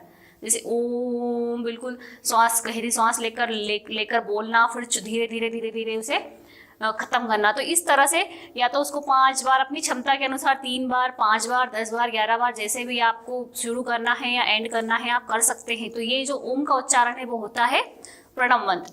तो इसमें क्या पूछा गया है कि प्रणव का जप निम्न पूर्वक होना चाहिए, भाव के द्वारा, उद्भाव, उच्च स्वर या निम्न स्वर। तो इसका आंसर क्या आएगा, भाव। क्या आंसर आएगा इसका, भाव। नेक्स्ट क्वेश्चन देखते हैं हम, त्राटक करते समय प्रतीक को आंखों से होना चाहिए। प्रतीक क्या होता है, निशानी। जैसे त्राटक, ये षटकर्म में जो क्रिया होती है, 6 प्रकार की जो योगासन में क्रिया होती है, विशेष होती है, जो शरीर की शुद्धि और मानसिक शुद्धि के लिए की जाती है। तो उसमें से एक क्रिया होती है त्राटक। तो त्राटक किससे संबंधित होता है, नेत्रों से, आंखों से संबंधित होता है, जिसमें हम आंखों को स्वस्थ रखने के लिए या आंखों से संबंधित रोगों को दूर करने के लिए ये क्रिया को किया जाता है। आंखों को स्वस्थ रखने के लिए इसमें जैसे एक ऐसा निशान, एक प्रतीक मतलब एक निशान होता है कि इस पॉइंट पर आपको नजरें रखना है। तो इसमें क्या पूछा गया है कि त्राटक करते समय प्रतीक हो गया, ये पॉइंट हो गया हमारा, ये मतलब प्रतीक होता है। तो इसमें आंखों को कैसे रखना चाहिए, ऊपर, नीचे, साइड में, तो कहीं नहीं, हमें सिर्फ कहाँ रखना है, सामने, सीध में, एक सीध में रखना है। जहाँ ये आपका समझ लो पॉइंट है, ये अंगूठे का जो नाखून है आपका पॉइंट है, और इसमें अगर आप ये क्रिया कर रहे हैं तो इसमें सिर्फ आपकी नजरें आपके सीधे पॉइंट पर होनी चाहिए, मतलब सीध में होनी चाहिए। तो आंसर क्या आ जाएगा, सीध में। अष्टांग योग का दूसरा नाम है। जैसा कि मैंने आपको लास्ट वीडियोस में बताया था कि योग के कितने अंग होते हैं, 8 अंग होते हैं जिन्हें अष्टांग योग कहा गया है, जिसमें हमने यम, नियम, आसन, प्रत्याहार, ध्यान, धारणा, समाधि ये सब देखे थे। तो अष्टांग योग, अब इसका क्या आया है, आप देखिए इसमें से फिर एक क्वेश्चन आ गया है कि अष्टांग योग का दूसरा अंग क्या होता है। अभी हमने देखा था कि अष्टांग योग क्या होता है या योग के जो 8 अंग है उन्हें क्या कहा जाता है। अब ये क्वेश्चन है अष्टांग योग का दूसरा अंग क्या है, तो यम, नियम, आसन, प्राणायाम, ये सभी अष्टांग योग के अंग है, लेकिन इसमें से दूसरा नाम क्या है इसका, नियम। तो हमारा आंसर क्या आ जाएगा, नियम। अगला क्वेश्चन है हमारा, षटकर्म कितने प्रकार के होते हैं। ये भी मैंने आपको लास्ट वीडियो में क्वेश्चन आया था जिसमें आपको बताया था कि षटकर्म होते क्या है। मतलब जो योग है, योग में 6 क्रियाएं की जाती है, 6 प्रकार की क्रियाएं की जाती है, जिसको धोती, बस्ती, नेति, लोली और कपालभाति, इस तरह ये 6 क्रियाएं होती है। तो 6 क्रियाएं अलग अलग, कोई बड़ी आंत को साफ करने की, कोई इंस्टेटाइन को, स्मॉल इंस्टेटाइन, लार्ज इंस्टेटाइन को साफ करने के लिए की जाती है, कुछ आंखों के लिए की जाती है, कुछ मानसिक शुद्धि के लिए की जाती है। तो इस तरह की 6 क्रियाएं होती है। तो उन 6 क्रियाओं में से अभी नाम से ही हमको समझ में आ रहा है कि षटकर्म मतलब 6 प्रकार के। तो देखो आप क्वेश्चन को समझिए कि षटकर्म में कितने प्रकार के होते हैं। तो जब पूछ ही रहा है कि इसके क्वेश्चन में ही आंसर छुपा हुआ है, षटकर्म मतलब 6, तो हमारा आंसर क्या आ जाएगा, 6 प्रकार की क्रिया होती है। षटकर्म में कितने प्रकार होते हैं, 6 प्रकार होते हैं।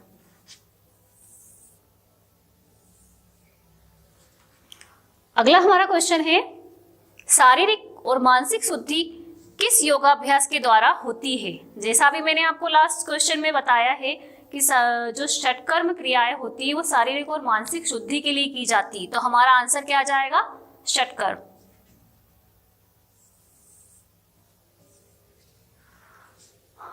नेक्स्ट क्वेश्चन है, सूर्य नमस्कार करने का सही समय क्या है, या सूर्य नमस्कार करने का सही समय है सूर्योदय, सूर्यास्त, रात में, कभी भी। तो इसमें से हमारा आंसर क्या आ जाएगा, सूर्योदय, मतलब जब प्रातः काल, जो सबसे सही समय होता है योगा अभ्यास या प्राणायाम का, प्रातः काल।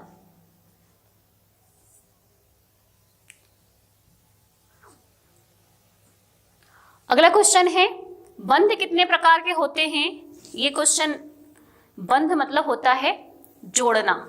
बंध मतलब क्या होता है, 2 चीजों को जोड़ना। जब भी शरीर में कोई, जैसे हमारे शरीर को रोगग्रस्त होने के लिए हमारे शरीर में जो 3 चीज होती है, वात, पित्त, कफ, ये बताया गया कि जब ये अस्त व्यस्त हो जाते हैं, अनियंत्रित हो जाते हैं, तो हमें किसी भी तरह का रोग हो जाता है। तो इन चीजों को सही रखने के लिए, या कोई भी शारीरिक अंदर जो तंत्रिकाएं हैं वो कोई कुछ भी किसी भी तरह से गड़बड़ हो गई है, तो उन्हें बांधने के लिए, उन्हें स्वस्थ करने के लिए बंध लगाए जाते हैं, जिसको पद्मासन में बैठकर और ऐसे अलग अलग मुद्राओं के द्वारा 4 तरह से बंध लगाए जाते हैं, जिसमें जालंधर बंध, मूल बंध, महाबंध और मूलाधार बंध, ये 4 तरह के बंध होते हैं। तो बंध कितने प्रकार के होते हैं, 4 प्रकार के।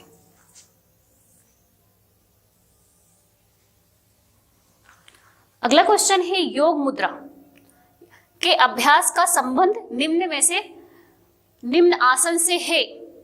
मतलब जब हम योग अभ्यास करते हैं तो किस आसन के द्वारा शुरू करते हैं।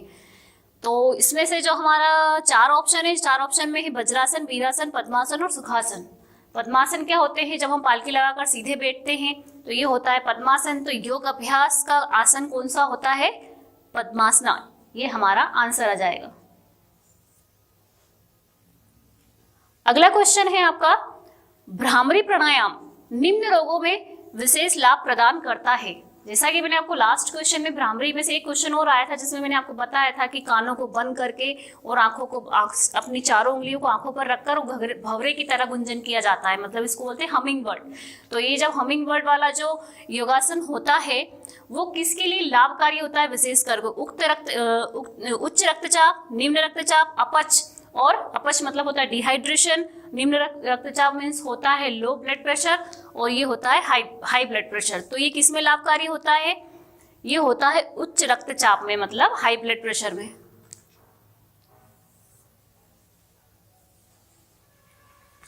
अगला क्वेश्चन है हमारा, सोहम किस जप में किया जाता है। अब ये क्वेश्चन का आंसर बताने से पहले मैं आपको समझा देना चाहती हूँ कि सोहम होता क्या है। आपने कभी भी योग किया होगा या नहीं भी किया होगा तो कभी करके देखना कि जब हम गहरी सांस लेते हैं, ऐसी जब गहरी सांस लेते हैं तो स का उच्चारण निकलता है सांस से, और जब हम छोड़ते हैं तो हूं का उच्चारण निकलता है। तो वही सांस लेने की क्रिया को क्या बोलते हैं, सोहम। तो इसमें क्या पूछा गया है कि सोहम किस जप में किया जाता है, प्रत्येक श्वास पर, सायंकाल, कभी कभी प्रातःकाल। तो हमारा जो आंसर आ जाएगा क्या आ जाएगा, प्रत्येक श्वास पर, कि हम जब सांस लेते हैं और छोड़ते हैं तो सोहम का उच्चारण होता है कि जब हमने सांस लिया, गहरी सांस लेनी पड़ेगी, धीरे से ऐसा नहीं लेना। जब धीरे से हम गहरी सांस लेंगे तो स का उच्चारण निकलेगा, और जब धीरे धीरे हम नियंत्रित गति से श्वास को छोड़ेंगे तो ह का उच्चारण निकलेगा। तो वो होता है सोहम जप। तो सोहम जप होता है प्रत्येक श्वास पर। नेक्स्ट क्वेश्चन हम देखते हैं, पीड़ित व्यक्ति की सुविधा के लिए सूर्य नमस्कार में निम्न में से किस आसन को जोड़ा गया है।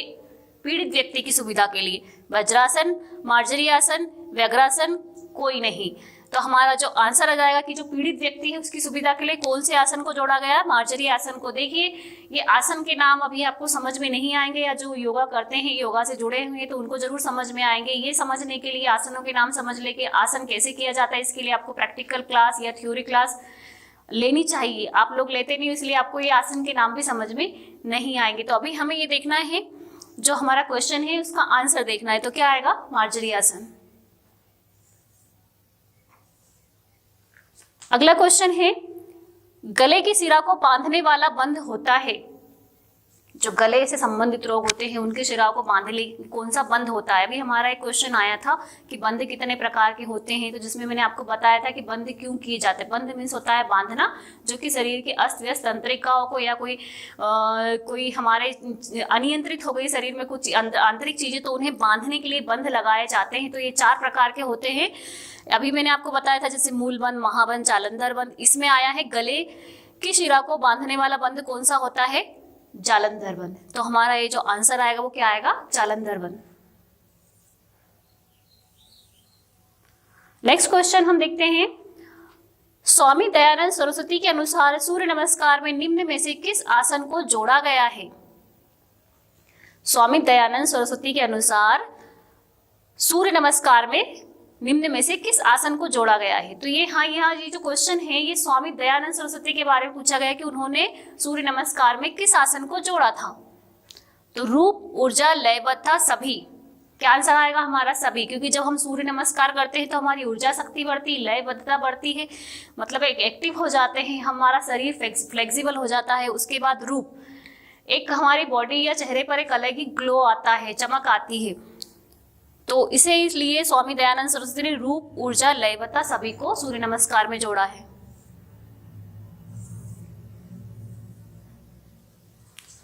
अगला क्वेश्चन है, महाबंध द्वारा निम्न में से कौन से चक्रों को जागृत किया जाता है। अभी फिर से एक क्वेश्चन आ गया जिसमें आपको मैंने बंध बताया था कि बंध क्या होते हैं और कितने प्रकार के होते हैं। तो फिर एक क्वेश्चन आया है। देखिए योगासन में ऐसे ही क्वेश्चन आपको आएंगे, चाहे आपको पढ़ने में इंटरेस्ट हो या ना हो, आपको पढ़ने पड़ेंगे। क्योंकि इस टाइप के क्वेश्चन हमने देखे थे पिछले जो लास्ट ईयर है उसमें भी 50 क्वेश्चन देखे थे, उसमें से टाइप के क्वेश्चन थे। तो ये क्वेश्चन को आप बिल्कुल ध्यान से पढ़ना और वीडियो को बार बार सुनना। तो महाबंध द्वारा निम्न में से कौन से चक्रों को जागृत किया जाता है। मूलाधार चक्र, मणिपुर चक्र, विशुद्ध। ऐसे बताया गया है कि जो हमारा शरीर होता है उसमें से सिर से लेकर नाभि तक के 5 चक्र होते हैं। ये चक्रों को जागृत किस तरह से किया जाता है, अलग अलग योग मुद्राओं के द्वारा इन चक्रों को जागृत किया जाता है। और ऐसा भी माना जाता है कि जब ये चक्र जागृत हो जाते हैं तो हमारे अंदर एक अलग ही शक्ति आ जाती है, जिसको हम ईश्वर या परमात्मा या महात्माओं में होती है ना, इस टाइप की शक्ति आ जाती है कि हम किसी के भी मन की बात जान सकते हैं। ये शक्ति हम अगर हम इन चक्रों को जागृत करते हैं तो ये सारी शक्तियां हमारे अंदर आ जाती है। तो इस तरह के हमारे 5 चक्र होते हैं। तो इसमें पूछा गया है कि महाबंध द्वारा निम्न में से किस चक्र को जागृत किया जाता है। मूलाधार, मणिपुर, विशुद्ध। आंसर आएगा हमारा सभी चक्रों को। अगला क्वेश्चन है, ताड़ागी मुद्रा संबंधित है। ये जो एक मुद्रा लगाई जाती है ताड़ागी मुद्रा, ये किससे संबंधित है। मुद्राएं जो होती है अंगूठे से उंगलियों मतलब हाथों के द्वारा की जाती है। पद्मासन में बैठ के हाथों के द्वारा ये मुद्राएं लगाई जाती है। तो अलग अलग मुद्राएं होती है योग मुद्राओं में। इसके लिए आपको प्रैक्टिकल करना पड़ेगा या प्रैक्टिकल क्लास लेनी पड़ेगी, जब समझ में आएगा मुद्राएं कैसे की जाती है। तो ताड़ागी मुद्रा संबंधित है गले से, पेट से, जीवा से या नाक से। तो हमारा आंसर क्या आएगा, पेट से संबंधित है। ताड़ागी मुद्रा किससे संबंधित है, पेट से। नेक्स्ट क्वेश्चन हम देखेंगे, निम्न में से कौन से रोगों से ग्रस्त व्यक्ति को भस्त्रिका का अभ्यास नहीं करना चाहिए। भस्त्रिका प्राणायाम किसे नहीं करना चाहिए। हृदय रोग, रक्तचाप, हर्निया, ये इतने सारे रोग जिसको भी है उसे भस्त्रिका प्राणायाम नहीं करना चाहिए। इसीलिए हमारा आंसर आ जाएगा सभी।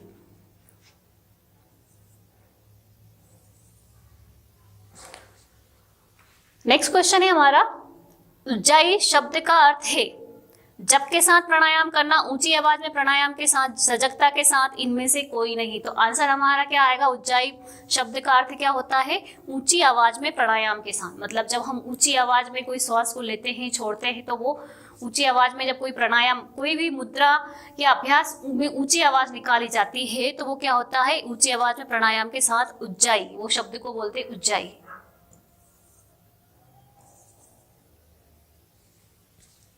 शीतली प्राणायाम में कुंभक के दौरान जीभ को, अब ये 4 ऑप्शन है।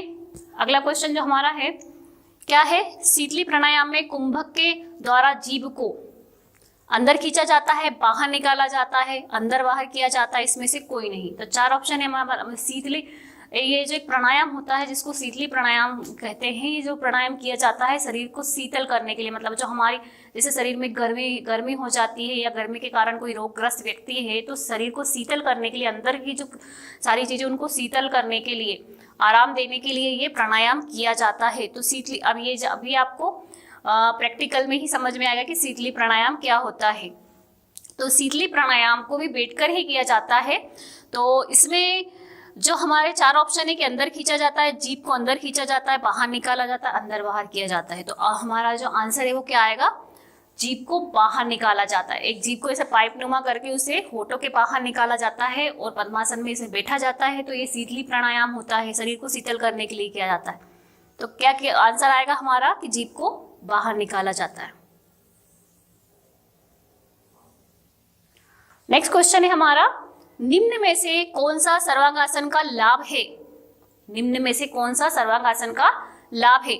स्मृति में वृद्धि करना, मतलब याददाश्त बढ़ाना, पाइल्स मतलब बवासीर नहीं होना, स्नायु एवं ग्रंथियों को संतुलित बनाए रखना। अगर ये सारी चीज नहीं है हमारे, हमें ये कोई भी प्रॉब्लम नहीं है तो हम वैसे ही स्वस्थ रहेंगे।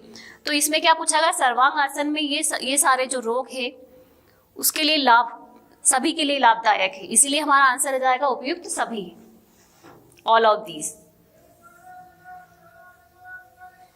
अगला क्वेश्चन है हमारा, निम्न में से कौन सा शलभासन का लाभ है? ये जो शलभासन है वो उल्टे लेटकर किया जाता है और ये उन लोगों के लिए सबसे ज्यादा लाभकारी जिसको बैक पेन रहता है, हमेशा कमर में दर्द, चाहे ऊपर से हो, गले में या गर्दन में हो या बीच में से हो, मतलब बैक पेन कोई सा भी हो, इसमें अगर एसआईटी का हो, किसी भी तरह का बैक पेन हो तो शलभासन सबसे ज्यादा लाभकारी है उसके लिए। उसे रोज उसका नियमित अभ्यास करना चाहिए और ये उल्टे लेटकर पेट केवल किया जाता है। अब देखिए इसमें से हमारे 4 ऑप्शन है, पीठ दर्द से, साइटिका से, कब्ज से मुक्ति, उपयुक्त सभी। तो आंसर हमारा क्या आ जाएगा, सभी, क्योंकि पीठ दर्द से भी मुक्ति दिलाता है, साइटिका में सबसे ज्यादा लाभदायक होता है और कब्ज से भी मुक्ति दिलाता है। तो ये आ जाएगा आंसर क्या हमारा, सभी। नेक्स्ट क्वेश्चन है, शीर्षासन है, शीर्षासन कैसे किया जाता है? उल्टे सिर के बल, मतलब अभी जैसे हम सीधे खड़े पैरों के बल, तो शीर्षासन में पूरे अगर अब आप अभ्यास करते हो तो एक समय आपका ऐसा आएगा कि आप पूरे सिर के बल नीचे आप उल्टे खड़े हो सकते हो, तो वो होता है शीर्षासन। तो शीर्षासन क्या है? आरामदायक आसन, धनात्मक आसन, शरीर का विकास करने वाला, इनमें से कोई नहीं। अब ये 4 ऑप्शन हमारे पास है तो हमारा आंसर क्या होगा, शरीर का विकास करने वाला, क्योंकि इसमें जो ब्लड सर्कुलेशन है हमारी बॉडी से अगर ऐसे सीधा हो रहा है, जब हम शीर्षासन करते हैं तो जो पूरा ब्लड सर्कुलेशन है हमारे सिर तक पहुंच जाता है, तो जिससे हमारा शारीरिक विकास भी होता है, मानसिक विकास भी होता है और सिर से या बालों से कोई रिलेटेड समस्या होती है तो ये भी दूर हो जाती है। अगला क्वेश्चन है हमारा, आसनों का राजा किस आसन को कहा जाता है? जितने भी हम योगासन में जितने भी आसन करते हैं उसमें से इसका राजा किसे कहा जाता है? आसनों का राजा किसे कहा जाता है? धनुरासन, वज्रासन, पद्मासन या शीर्षासन? तो इसमें हमारा आंसर क्या आएगा, शीर्षासन।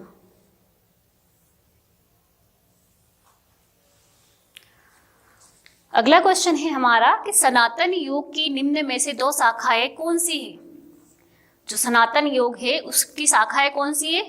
भक्ति, ब्रह्म योग एवं कर्म योग। 4 ऑप्शन है हमारे पास, लय एवं मंत्र योग, ज्ञान एवं कर्म योग, भक्ति एवं लय योग। तो हमारा जो आंसर है वो क्या है, ब्रह्म एवं कर्म योग। सनातन योग की कौन सी 2 शाखा है? ब्रह्म और कर्म योग। नेक्स्ट और लास्ट क्वेश्चन है हमारा आज का कि मंत्र योग साधना कितने अंग है? देखिए योग अलग अलग तरीके से किया जाता है, कुछ शरीर का विकास करने के लिए करते हैं जिसमें हम एक्सरसाइज जो आसन होते हैं वो करते हैं, कोई मुद्राओं के द्वारा करता है। तो इसी तरह से उस समय प्राचीन समय में अलग अलग लोग अलग अलग योग, अलग अलग तरह के जो क्रियाएं करते थे, अलग अलग तरह के योग करते थे। तो उसमें से एक योग जो होता था वो मंत्र योग भी होता था, जिसमें हम हमारे इष्ट देव को प्रसन्न करने के लिए उनसे संबंधित कोई भी मंत्र बोलते थे। तो ये आ जाएगा मंत्र योग। तो मंत्र योग साधना में कितने अंग होते हैं? जैसे कि आपने धार्मिक सीरियलों में देखा होगा कि जब वो ईश्वर को प्रसन्न करने करना होता तो अलग अलग तरीक़ा से, कभी ठंड में, कभी बारिश में, कभी पानी में खड़े होकर अलग अलग मुद्राओं को, अलग अलग आसन लगाकर भगवान का जप करते थे, मंत्र जाप करते थे, तो वो होता था मंत्र योग।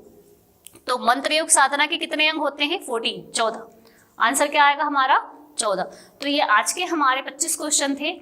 तो अभी तक हमने आपको 75 क्वेश्चन प्रोवाइड कर दिए हैं। आगे के 25 क्वेश्चन आपको नेक्स्ट वीडियो में देंगे। इस तरह से जो पूरे 100 क्वेश्चन दिए गए हैं, आपकी जो योगा FC है उसमें से 3 यूनिट है आपको योगा में, 3 यूनिट में से पूरे सब्जेक्ट को कवर करके, हमने पूरे सिलेबस को कवर करके ये क्वेश्चन बनाए हैं और इसी तरह के क्वेश्चन एग्जाम में भी आएंगे। तो प्लीज़ इन्हें आप जरूर पढ़ना। Hello, good morning to all. Harda degree college YouTube official channel पर आप सभी का स्वागत है। आज हम जो योगा के इम्पोर्टेंट क्वेश्चन पढ़ रहे थे, MCQs जो वीडियोस बन रहे थे, उसका आगे के क्वेश्चन देखते हैं हमने इससे पहले वीडियोस में 75 तक के क्वेश्चन किए हैं। अब हम इसके आगे के क्वेश्चन देखेंगे। तो 76 जो क्वेश्चन है हमारा क्या है कि पतंजलि कौन थे? पतंजलि? अभी तक हमने जितने भी क्वेश्चन या मैंने आपको समझाया है लास्ट वीडियोस में, तो उससे तो आपको समझ में आ गया होगा कि पतंजलि कौन थे पतंजलि? ऋषि थे, साधक थे, सन्यासी थे या कोई नहीं? तो हमारा आंसर क्या आएगा कि जो पतंजलि थे, ऋषि थे। कौन थे पतंजलि? एक ऋषि थे जो कि योग गुरु थे और दार्शनिक योग के सबसे बड़े गुरु थे। इन्होंने ही योग की विभिन्न अवस्थाओं का वर्णन किया था, इसीलिए इन्हें सबसे प्राचीन योग गुरु भी माना जाता है। तो पतंजलि कौन थे? ऋषि। नेक्स्ट हमारा क्वेश्चन है, शरीर को स्वस्थ रखने के लिए जरूरी है, शरीर को स्वस्थ रखने के लिए क्या जरूरी? व्यायाम, चिंतन, मनन, सदाचार। तो इसमें जो हमारा आंसर है वो क्या आएगा? शरीर को स्वस्थ रखने के लिए व्यायाम जरूरी है। अगर आपको शरीर स्वस्थ रखना है तो नियमित रूप से आपको व्यायाम करना होगा, और अगर आप नियमित रूप से व्यायाम करते हो तो आपका शरीर स्वस्थ और निरोगी रहता है। नेक्स्ट हमारा क्वेश्चन है, ध्यान से शरीर रहता है। अगर हम मेडिटेशन या ध्यान करते हैं तो उससे हमारा शरीर कैसा रहता है? रोगी, आलसी, निरोगी या स्फूर्तिवान? आंसर क्या आएगा हमारा? क्या ध्यान करने से निरोगी होते हैं हम, आलसी होते हैं या स्फूर्तिवान रहते हैं? तो आंसर हमारा क्या आएगा? निरोगी। अगर आप ध्यान करते हो, रोज मेडिटेशन करते हो तो आप निरोगी रहोगे। नेक्स्ट हमारा क्वेश्चन है, ध्यान करना चाहिए। जैसे कि भी मैंने आपको बताया कि मेडिटेशन या ध्यान से शरीर निरोगी रहता है, स्वस्थ रहता है। तो ध्यान अब कैसे करना चाहिए? कभी कभी, हर रोज, कभी नहीं, या एक सप्ताह? तो ध्यान हर रोज करना चाहिए, क्योंकि जब आप किसी चीज को डेली रूटीन में लेकर आओगे, डेली करोगे तो ही आपको उसका लाभ मिलेगा। इसीलिए अगर ध्यान क्या करना चाहिए? कभी कभी, हर रोज। तो हमारा आंसर आ जाएगा हर रोज करना चाहिए, डेली करना चाहिए। नेक्स्ट क्वेश्चन है जो पिछले साल भी आया था एग्जाम में, एनुअल एग्जाम में। योग का जन्मदाता देश है? जापान, चीन, भारत, अमेरिका? तो आंसर हमारा क्या आएगा? भारत। योग का जन्मदाता देश कौन है? भारत ही है।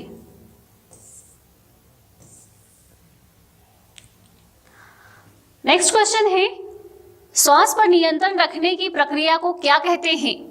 श्वास पर नियंत्रण रखने की प्रक्रिया को क्या कहते हैं? जैसा कि हमने लास्ट वीडियोस में समझा था कि योग, सबसे पहले योग में जो इम्पोर्टेंट होते हैं वो श्वास होती है, जिसको कुंभक, रेचक, पूरक कहा जाता है। और योग में इन्हीं के ऊपर पूरे योग या आसन डिपेंड होते हैं कि अगर आपकी सांस लेना छोड़ना है, आपका नियंत्रण आपके श्वास पर है, तो आप योग का आपको बहुत ज़्यादा लाभ मिलेगा।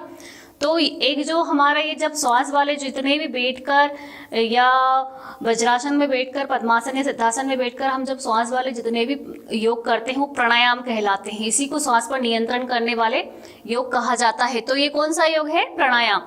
श्वास पर नियंत्रण रखने की प्रक्रिया को हम योग में क्या कहेंगे? प्राणायाम कहेंगे। नेक्स्ट क्वेश्चन है कि भगवत गीता के अनुसार योग की परिभाषा है। भगवत गीता में जैसे हर ऋषि ने, हर व्यक्ति ने योग की अलग अलग परिभाषा दी है, तो इसमें क्या पूछ रहे हैं कि योग की परिभाषा, भगवत गीता के अनुसार योग की परिभाषा क्या है? योग कर्मसु कौशलम, सर्वे भवन्तु सुखिनः, कर्म योग कौशलम, या इनमें से कोई नहीं। 4 ऑप्शन है हमारे पास। तो आंसर क्या आएगा कि भगवत गीता के अनुसार योग की परिभाषा है योग कर्मसु कौशलम।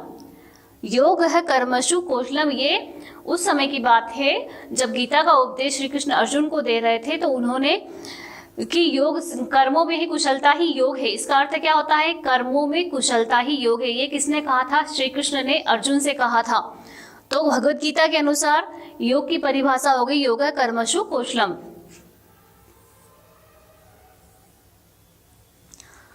अगला हमारा क्वेश्चन है, किस प्राणायाम से मोटापा कम होता है? ये सभी के लिए जरूरी है कि किस प्राणायाम से मोटापा कम होता है। हर व्यक्ति यही सोचता है कि योग उसी को करना चाहिए जो मोटे हैं या थुलथुले शरीर वाले हैं। दुबले पतले लोगों को प्राणायाम करने की क्या ज़रूरत है? तो ये उन लोगों के लिए ज़रूर ये क्वेश्चन इंपॉर्टेंट है कि उन्हें पता होना चाहिए कि मोटापा किस प्राणायाम से दूर होता है। तो इसमें देखिए 4 ऑप्शन है हमारे पास, भस्त्रिका प्राणायाम, नाड़ी शोधन से, कपालभाति से, या इनमें से कोई नहीं। तो किस प्राणायाम से मोटापा दूर होता है? हमारा आंसर आएगा भस्त्रिका प्राणायाम से। किससे दूर होता है मोटापा? भस्त्रिका प्राणायाम से। तो आंसर क्या हो जाएगा? भस्त्रिका प्राणायाम। योग समाधि है। नेक्स्ट क्वेश्चन क्या है कि योग समाधि है, यह कथन है। किसका कथन है? कि किस ऋषि ने कहा है कि योग समाधि है? किस योग गुरु ने कहा है कि योग समाधि है? पतंजलि का, महर्षि वेदव्यास का, शिव का, या किसी का नहीं? योग समाधि है, ये कथन किसका है? महर्षि वेदव्यास का। किसका है ये कथन? महर्षि वेदव्यास का। अगला क्वेश्चन है हमारा, आसन का अर्थ है, जिसमें हम योग में हमेशा बोलते हैं ना कि सिद्धासन, पद्मासन, वज्रासन, जितने भी आसन हैं उन आसनों का अर्थ क्या होता है? तो क्या होता है? शरीर की स्थिति, मन की स्थिति, ध्यान की स्थिति, इसमें से कोई नहीं। तो जो आसन है उसका अर्थ होगा शरीर की स्थिति, मतलब जितनी भी हम शरीर की स्थितियां पोजीशन बनाते हैं उसको बोलते हैं आसन। और योग और आसन मिलकर क्या बन जाता है? योगासन। तो आसन का अर्थ क्या हो गया? शरीर की स्थिति। इसलिए हमारा आंसर होगा ये फर्स्ट वाला ऑप्शन की शरीर की स्थिति। योग से कब्ज दूर होता है, इसका संबंध किस प्रणाली से है? अब कब्ज का संबंध किस प्रणाली से है? पाचन प्रणाली से, वायु से, श्वास से, या सभी से? तो आंसर हमारा आएगा पाचन प्रणाली से।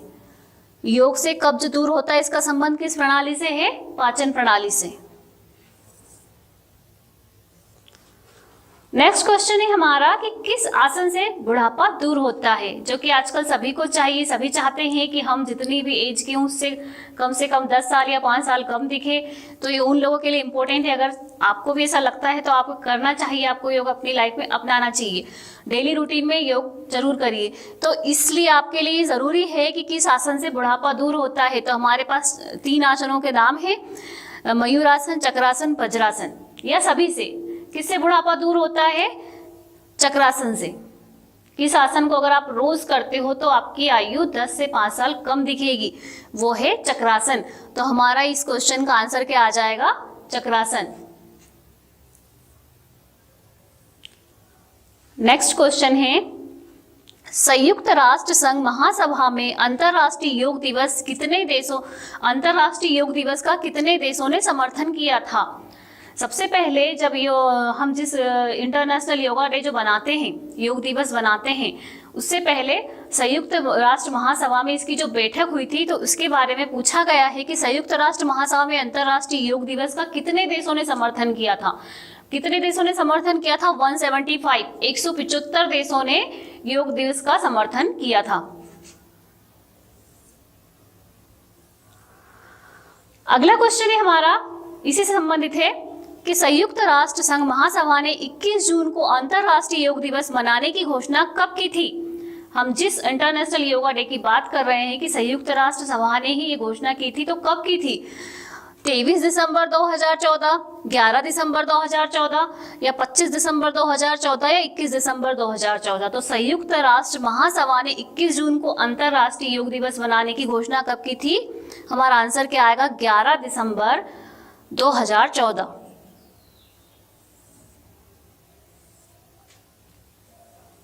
अगला हमारा क्वेश्चन है, प्रथम अंतरराष्ट्रीय योग दिवस कब मनाया गया था?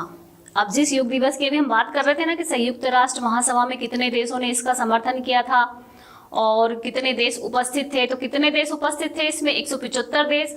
और इसकी घोषणा कब की गई थी? 11 दिसंबर 2014 को। अब क्वेश्चन है हमारा कि ये कब मनाया गया था? पहला जो योग दिवस है वो कब मनाया गया था? 21 जून 2015, 21 जून 2016, 21 जून 2014 या इनमें से कोई नहीं? तो आंसर हमारा आएगा 21 जून 2015 को प्रथम योग दिवस, अंतरराष्ट्रीय योग दिवस बनाया गया था। अगला हमारा क्वेश्चन है कि योग शब्द की उत्पत्ति किस भाषा से हुई है? योग शब्द की उत्पत्ति किस भाषा से हुई है? संस्कृत से, हिंदी से, उर्दू से या उपयुक्त सभी? आंसर क्या आएगा हमारा कि योग शब्द की उत्पत्ति हुई है संस्कृत भाषा से। किस भाषा से हुई है? संस्कृत से।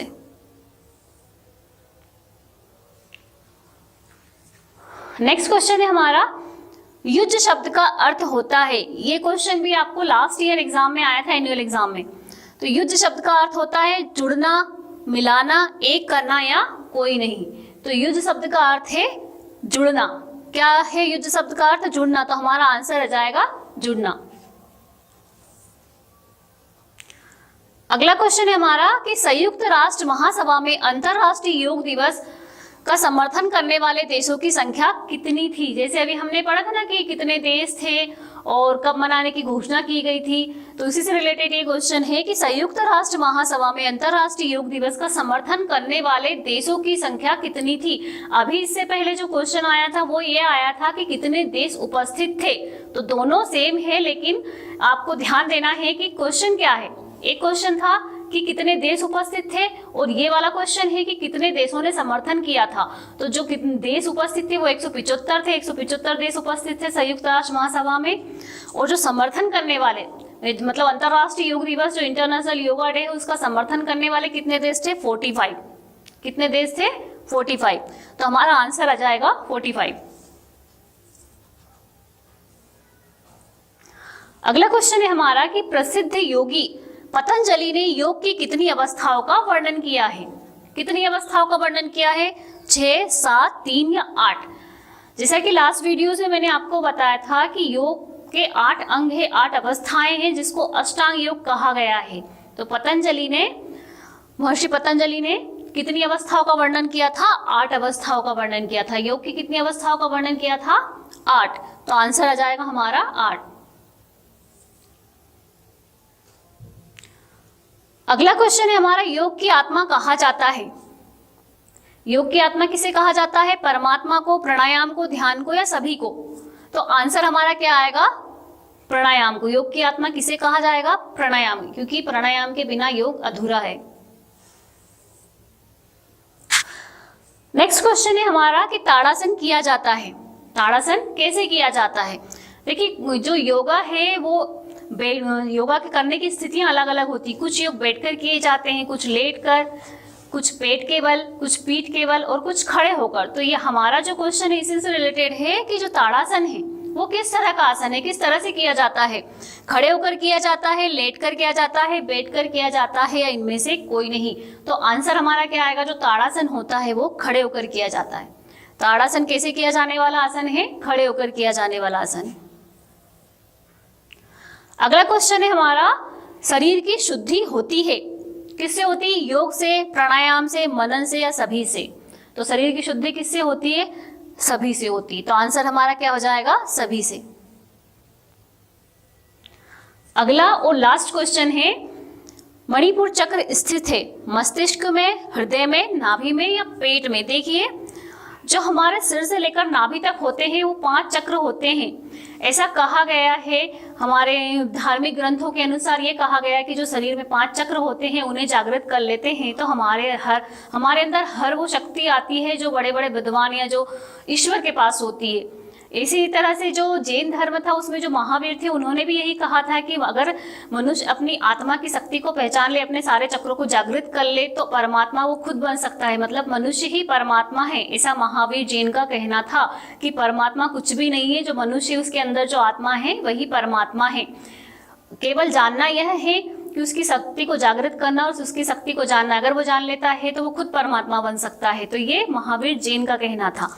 तो इसी तरह से मणिपुर चक्र जो अगर कहा जाए कि जो 5 चक्र हमारे यहाँ सिर से लेकर हमारी नाभि तक जो 5 चक्र होते हैं उसमें से मणिपुर चक्र कहाँ स्थित है, तो हमारा आंसर आएगा नाभि में। कहाँ स्थित है मणिपुर चक्र? नाभि में। तो ये हमारे पूरे 100 क्वेश्चन थे जो हमने आपकी जो 3 यूनिट है जो कि फर्स्ट ईयर के स्टूडेंट के लिए है, चाहे वो फर्स्ट ईयर में फिर बीएससी हो, बीकॉम हो या बीए हो, इस सब स्टूडेंट के लिए इम्पोर्टेंट है, किसी एक क्लास के लिए नहीं है, फर्स्ट ईयर के ऑल स्टूडेंट के लिए है। और 3 यूनिट है आपके योगा में, आपका जो पूरा सिलेबस है उसमें 3 यूनिट है और 3 यूनिट में से पूरे 100 क्वेश्चन हमने आपके लिए इम्पोर्टेंट बनाए हैं।